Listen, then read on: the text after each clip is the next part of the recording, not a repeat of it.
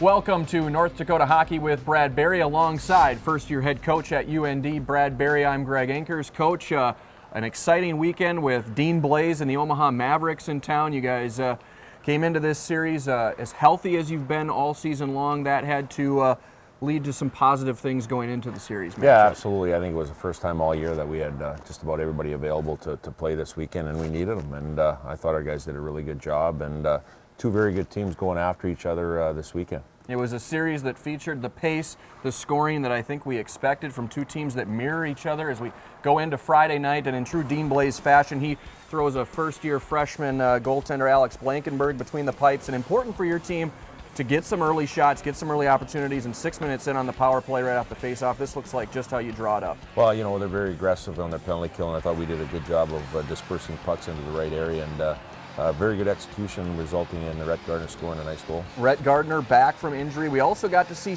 Colton St. Clair for the first time this weekend as he made his debut, and an important goal there from Gardner, again, to get those early shots in on Blankenberg. But following that, you get some scoring opportunities, but number one between the pipes for Omaha settled in. Troy Stetcher and Nick Schmaltz work together here, but Schmaltz can't quite finish, and then we see Tucker Poolman with a big blast, and he too can't finish on Blankenberg. Yeah, I thought we got some good opportunities, good looks on him here, but you know, the biggest thing for us is trying to get net front. And there you see a picture there, we got a puck. It's so important to get good net front, and we need that. 15:30 mark of the first, then an uncharacteristic turnover by Brock Besser leads to Omaha's first goal of the weekend. Yeah, well, you know what? They're a team that's very opportunistic off turnovers, and they're a good transition team, especially when 20 and 16 are on the ice. We've got to make sure that we identify that. They are, it's a potent top line with Jake Randolph included. Gensel gets his 11th goal here to tie things up at 1 after 1. Moving into the second period then, how strong is the shot of Troy Stetcher, Coach? It's a hard, quick, accurate shot, and again, I love what he does because it's not on his tape very long. He gets it on and off, and he does a great job of getting pucks to the net. The answer, hard enough to snap the twig of Jake Randolph, just shattering it, and a great look there. Less than 2 minutes into the second now, and Omaha going to work. Gensel working down low, centering it out to Ian Brady for his second goal of the year. Omaha grabbing a 2-1 lead. But there'd be some offensive chances coming from some defensemen, a theme that we would see this weekend, Coach. Paul Ledoux working some defenders, and a nice patient play, waiting for the defense to commit, and then he centers to Joel Janatweenan. Yeah, you know what? I thought they did a good job in the offensive zone, and again, a couple good looks, just couldn't bury it there, and had to try to sustain our offensive zone play there. The net front there, but Blankenberg again comes up with the save. 4 minutes to go in the second now, and Troy Stetcher, let's just let him go to work. Yep, see this a lot, reminiscent of his play over a 60-minute period, a 60-minute game here. Just sheer will, taking a puck to the net and driving to the net, and he made a great play to score a goal here, big goal. The presence of mind to keep looking for the puck as it would squirt free, as we see on the second look here, finishing for his 4th goal of the season, tying it up at 2 apiece. Just a tremendous effort by Stetcher on that play, and then a key moment happens within the last second of the period as UNO is going to score right before the buzzer here. Yeah, I thought we didn't manage the puck very well in the offensive zone, and then we gave up an outnumbered rush to result in a goal. And you never ever want to give up a goal in the last minute. But again, I was proud of the way we responded in the third period, even though we gave that goal up. It's Jake Randolph with his 9th of the year. That gives it a 3-2 lead. And afterwards, Dean Blais begging the scoreboard operator to update the score. He would eventually get it and give the thumbs up. He was a happy camper after the second. Moving into the third now, Tucker Poolman again with some nice moves from a defenseman coming up with a chance close range here. And Blankenberg has to make a great kick save here at the end to keep this from going into the net. Yeah, he made a great save. This was on our penalty kill here, and I thought we did a good job of trying to generate some offense off of it, and unfortunately we didn't close on it. Moving to just past midway of the third, then your team with a man advantage here. Nick Schmaltz, Brock Besser, they were working together at the World Juniors. They worked together nicely on this goal. Yeah, good give and go out of the corner here. Good play in a tight area, and you know what? Huge goal to tie us up here to get us back in the game. Number 14 on the year for Besser, tying things up at 3 goals apiece. As we take another look, Schmaltz goes between the legs of Luke Snuggerud to get it to Besser. Just a pretty play. Then you'd have a chance for the game winner later on. Brock Besser going to do his best Nick Schmaltz impression. He gets the leg up, just like Schmaltz does as he passes to Rhett Gardner here, and Gardner just clanks it off the crossbar. Yeah, you know what? Had the game on his tape right there, and again, unfortunately, we didn't close on that. That would have probably been the game winner. But you know what? Great play by two great players there, and again, we had our chances to win it. It's not a weekend of UND hockey without somebody hitting a post or crossbar or something of the like. So we go to overtime. It's all tied up, but halfway through the 5-on-5 overtime, a turnover leads to Austin Ortega, and very difficult to stop that guy. Yeah, you know, again, in overtime, I thought that was reminiscent of what we didn't take care of pucks in generally the game there. And again, when those guys are on the ice and there's a turnover, they're very opportunistic. Ortega leads the NCAA with 7 game winners. He's got 17 goals on the year following that one, as Omaha goes on to win by the final of 4-3. And Omaha blocked 23 of UND's shots in this game as well. Following the game, Coach, your players were very straightforward about a slipped away opportunity. I think we obviously gave them a couple goals with our mentality and making some silly mistakes here with no back pressure or having guys jumping into the pile instead of backing out. So, you know, it's the position that we're going to be in. We have to learn from it. You know, it's not the last time it's going to happen. You know, we're gonna win games, we're gonna lose games down the road, and hopefully we can learn from this and have a good bounce back tomorrow night. We just gotta limit our errors and stuff. You know, I made an error in overtime there, and just errors throughout the game that we gotta limit, and that will help us out. I think just the way everyone's reacting right now, like it's eating at everybody, and you know, it's a bitter taste in their mouth. So I think you know, when we all come to the rink tomorrow, we're gonna be expecting to be a lot better as a team. Coach, the loss on Friday night, your first on a Friday since Wisconsin in early November. What did you tell your guys that you knew you needed to do to turn things around on Saturday? Well, first of all, I told them, you know, we left something on the table. You know, obviously we didn't play the right way for a 60-minute period, meaning that we didn't manage pucks. Like we usually take pride in doing the right thing as far as playing the percentages, getting pucks deep and not turning pucks over. And I thought we turned a lot of pucks over, and they were very opportunistic, and you know, a very good team we're playing. So again, challenged our guys to be better, and they were.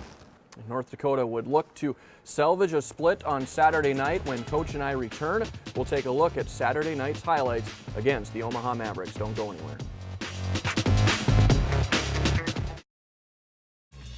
North Dakota Hockey with Brad Barry on Midco Sports Network is presented by RydellCars.com, Sue Shop at Ralph Ingolstadt Arena, and Hot Spring Spas and Pool Tables too.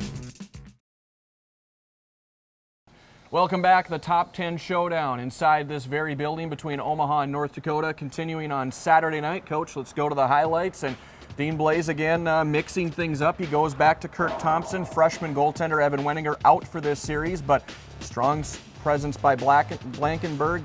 But he goes to Thompson on Saturday night. An interesting play right out of the gate as Thompson misplays the puck behind the net, and Tucker Poolman with a golden opportunity. Yeah, that was a missed opportunity there. I thought we did a good job of getting the puck to a scoring opportunity, and again, missed chance. Absolutely. Another scoring chance for your club would come later. Bryn Chiswick, a nice pass up ahead to Brock Besser. Besser skating in, tries to go on the near side, and he can't slip it past Thompson there either. Yeah, good breakout, starting in the defensive zone, good quick puck movement, support play, and then wide entry, and again, missed opportunity. Yeah, so we stay scoreless later in the period. Cam Johnson doing his thing at the other end too, as he comes up with a big leg save here to keep it a scoreless affair. Yeah, this was a highlight reel save. He kept us in there and made a great save, and again, that's what you need down the stretch here when you're playing good teams, is great goaltending. Cam Johnson had a very good Saturday night. We'll talk more about that later. Let's move ahead to 2 minutes left in the first. Omaha on a power play, and they crack through the scoring first. Tyler Vessel with the one-timer on the backside, his third of the year, makes it 1-0 Omaha late in the period, but even later in the period with 7 seconds left to go in the first, your squad answers at the other end. Troy Stetcher doing a great job holding the zone here and finds Drake Kajula down low, who finishes at the net. This is a very important goal. Obviously another highlight reel goal by Drake Kajula. It keeps coming that way, but I thought Besser did a great job holding the puck in and getting over to Stetcher. And Stetcher, when you can see this, he has eyes up looking for the backdoor play to Kajula. And again, obviously that's a big-time goal by Kajula. Sweet move to go from the backhand to the forehand to finish there, and that ties things up at 1 after 1. Moving ahead to the second period now, off the face-off, a magical moment here for Colton Sanderson. He wins the face-off and gets his first career goal. Nothing better to see, and you can see how excited all of our players are, congratulating him. He's a big character guy in our locker room. It's great to see him have success and get his first goal. He's come so close so many times, and we've talked about him several times on this program about just the work ethic that he brings to the table. It had to have been just such a joy for everybody to share this moment with him. Yeah, you know what? Even us coaches on the bench, we were happy to see that. And ironically, he had an opportunity a couple shifts later to score another one. So, you know what? He's getting opportunities, and that's a big deal. It was nearly a waterfall moment. Yeah, you mentioned that. Less than 3 minutes later, your team jumps on the scoreboard again. Gage Osmus with a nice saucer pass here to Besser, who buries it for his 15th of the year. You know, that play all started with Gage knocking a puck down in the neutral zone, and then kept the puck in the offensive zone. And anytime that Brock gets a puck in that area, it's usually a goal. That's a difficult pass to make. It is. It really is. And he had to go through a couple sticks and bodies. And again, when Brock got on his tape, he knew where he was going with it. Later, you get more offensive opportunities from defensemen as Alex Blankenberg does reappear at this point. Troy Stetcher skating in, goes past everyone, but can't quite finish. And Chiswick to Keaton Thompson, another defenseman now skating up, putting pressure on. Yeah, you can see our D being very active there, and that's part of our offensive scheme, trying to score goals, and we got to keep doing that. Into the third period we go, still a 3-1 game. Your team on the power play, and Rhett Gardner, great net front on this Troy Stetcher shot. Yeah, again, it's what we didn't really have a lot of it on Friday night, and I thought we did a lot better job on Saturday, and it resulted in a goal for us having a great net front. A nice play there by Stetcher, too, to kind of create his own shot. His 5th goal of the year makes it 4-1. Then less than a minute later, Luke Johnson on a nice hustle play here. He's going to work hard and get the ultimate reward with a goal at the end. Yeah, I thought, it all starts from the forecheck and getting in and disrupting their breakout. And Luke did a great job of getting in there right away and got rewarded for a goal. Luke's 5th of the year makes it a 5-1 score as your team goes on to win 5-1. Cam Johnson, it felt like a quiet 28 saves, but I'm guessing you have a different perspective on that. Yeah, you know what? Obviously, we saw the highlight of him making a big save early on in the game. He was called on to make 2 or 3 big-time saves, but that's what we want. We want to make sure that we defend well around him and give him a chance for success. A solid win for your group, responding to the loss from Friday night, punctuating it with that 5-1 win. Your players afterward reacting to the bounce-back effort from your group. It's always very intense. They play exactly like us. They play fast. They play hard. So I think it was just it was great to come out with a win tonight after we feel we gave them one on Friday. So we came to the rink with urgency tonight and worked out for us. I think our main goal is to be a little bit more aggressive and a little bit smarter with our pucks, a little bit more of a forechecking team, using our speed and getting in on their D. And I think it took us a while to get going. Early in the first, I thought we were a little bit sluggish, but I thought by the second period we were guns a-blazing, skating their D, and their D got overwhelmed by the end. We were really weary about how we played around our blue line and how we played around their blue line, getting pucks in and getting pucks out of our end. I think that the biggest difference was that we didn't have as many turnovers tonight and give them as many opportunities to capitalize on.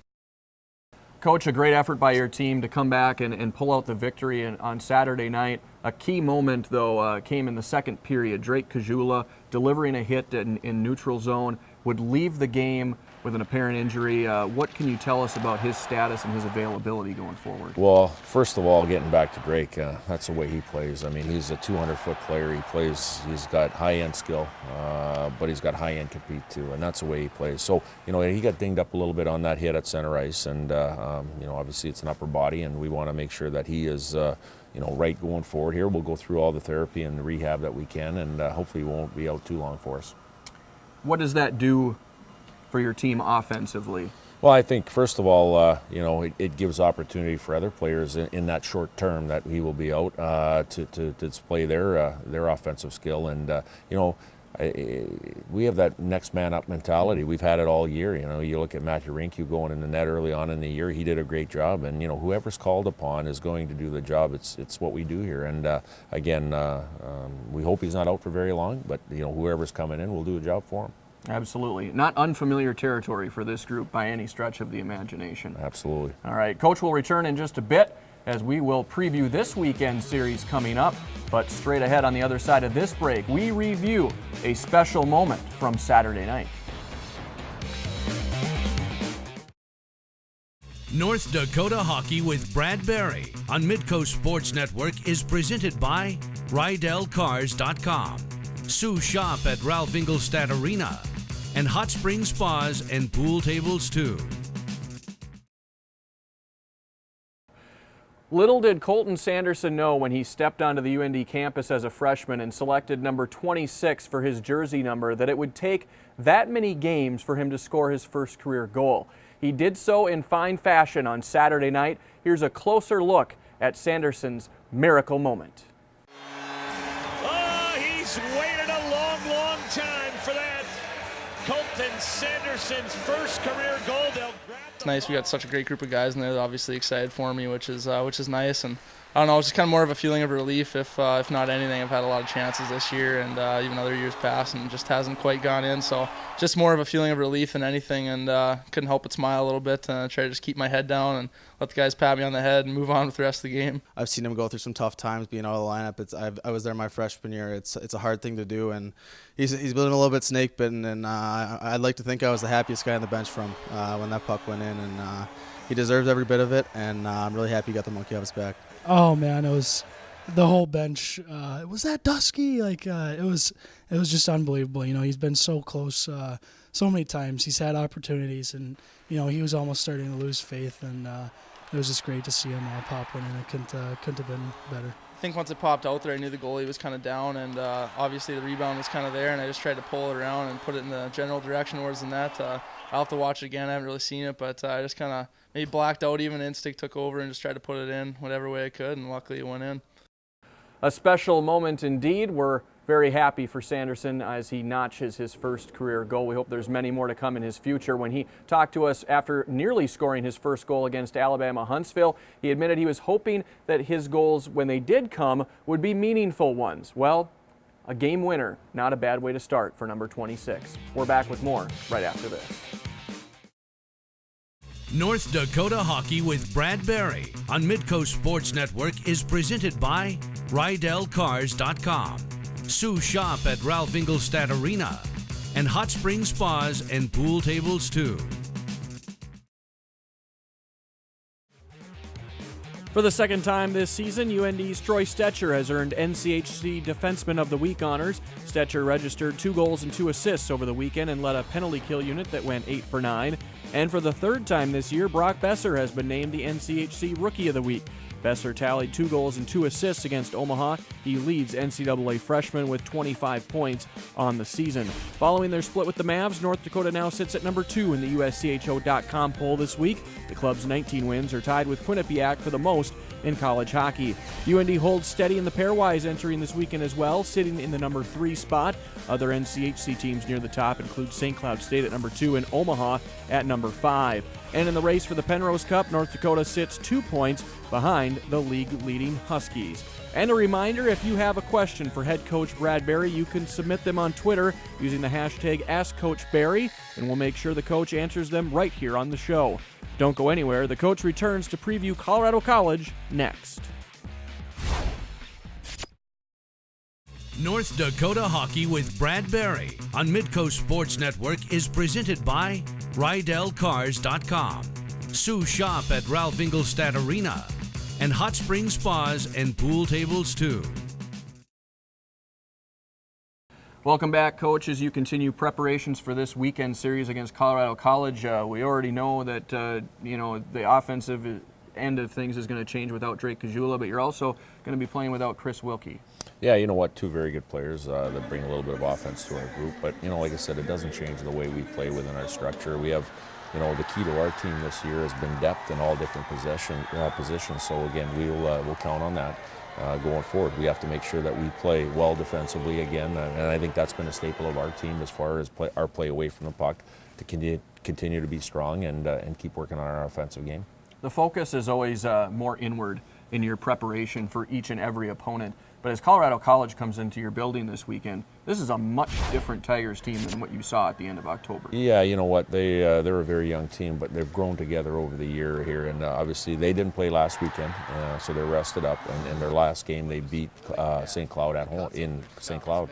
So again, they're coming off of a big win in St. Cloud. We got to make sure that we're ready for that. And we're very confident in what we do here, and it should be a great weekend with two good teams going after it. As you do look to the internal preparation that you will make, what are you going to ask your guys to really hone in on and fine-tune this weekend that you want to see? I think, especially when you got, two or three players out of our lineup here, I think you really got to have a single mindset. And you got to not oversimplify your game, but you got to make sure that you're hard in all the different areas of the game and make sure, keep things simple early on, and from there we can build our game out. So again, I think we're going to have a hard single mindset going forward of being aggressive, but yet being disciplined. You're coming off a weekend in which you scored 4 power play goals. The penalty kill was strong once again. Special teams is coming together for you. And it's going to be huge the second half of the year. That's how you're going to win games, because when teams get better and better structurally in the second half, it's going to be tougher to score the 5-on-5 goals. So you really have to be sound, and you really have to make sure that you win the special teams battles every night you play. All right. Thanks for your time, Coach, and good luck against Colorado College this weekend. We'll recap that series when we meet again next week. And a reminder, Midco Sports Network is your home for all things UND hockey, and we've got the Colorado College series right here on our network. Friday night starting at 7:30, Saturday night at 7 o'clock. We hope to see you then. Thanks for watching North Dakota Hockey with Brad Berry. We'll see you next week.